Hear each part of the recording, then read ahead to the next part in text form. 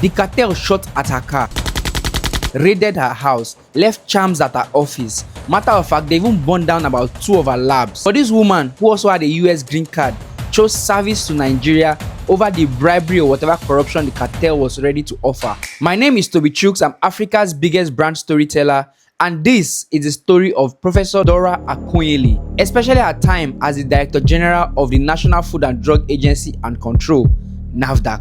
Oh, what I am to this country, Nigeria. Her story starts when Abacha was head of state and he created the Petroleum Trust Fund. He created different zones and made people manage those zones. One of the people who managed the zones was Professor Dora Akunyili. She was a pharmacist, but at this time she was doing a fantastic job. But suddenly, she had health crisis. Doctors had detected some growths in her body and a surgery was needed. They recommended her to a hospital in the United Kingdom, and the fee for the surgery was £12,000. After doctor's consultation and tests, they found out that the diagnosis was not entirely correct and the surgery was not totally needed. And then she wrote a note back to Buhari, thanking him for all the kind gestures and the people at the PTF. She stated there that the £12,000 for the surgery was refunded by the hospital to her, and she has also sent the money back to the PTF account. Imagine, as at that time, corruption in Nigeria was in the highest level. Everything in Nigeria was practically fake, both the drugs, even food. It was not only drug, what of food? Yes. What of baby milk, infant formula, that was cassava flour with sugar and a little milk. Can you imagine how many babies that died? So imagine all of those things. You find a person so honest that she can return £12,000 to the country's account. Mind you, £10,000 at that time could buy you a house in Ikoyi. That act of returning that money that she performed alone made people carry now in her mind that this woman was a honest person. And if Nigeria is going to change, this woman is one of those who will be needed. So in 1999, when Olusegun Obasanjo became president, he wanted to recommend someone to become Director General of NAFDAC. And so a lot of recommendations came in. Most of the politicians had their candidates. Even the then Senate president had a strong candidate that he wanted for the position. This was the era where you needed to know somebody before you get any type of job in Nigeria. When she became Director General of NAFDAC, she took this work so seriously.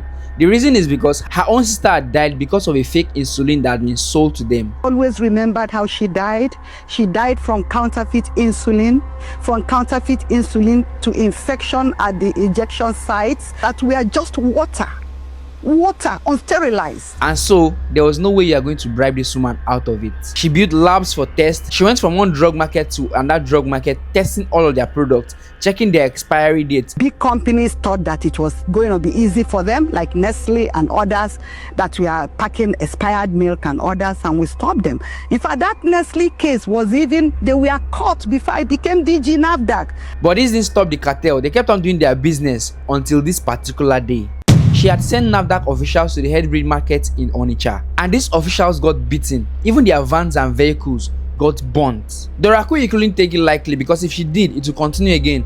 So she shut down the entire market for 4 months. Because she shut down their market for 4 months, these guys were no longer taking it lightly.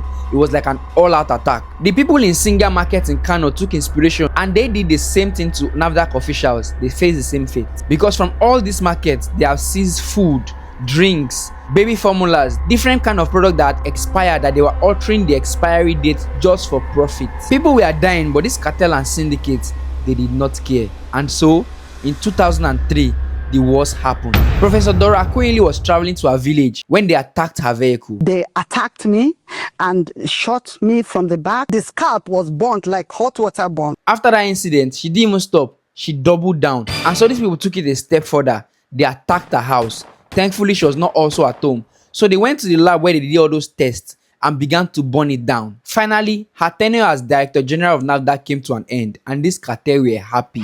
Her husband didn't want her to go back to this job. But the president at the time, Olusegun Obasanjo, was pleading with the family to allow her continue for a little more. Mind you, throughout all of this period, she had won different awards, home and international. She had had meetings with producers of medicine in India and in different countries, especially where those fake medicine were coming from. So I told them to their face in India that you are killing our people.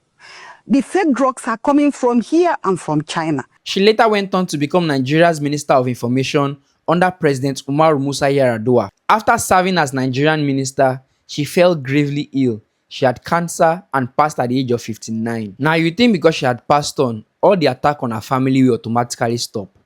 Unfortunately, it didn't. In 2021, her husband, Dr. Akunyili, had gone to a program organized in honor of his wife. On coming back, he was attacked by unknown gunmen and shot dead. Whatever I think is wrong in this country today, it used to be worse back in the day. And people like Professor Dora Akunyili were those heroes that laid down their lives to make sure that things get better. So my question to you is, will you stand your ground or even lay your life for this country? Or you think the country you are in is not worth it?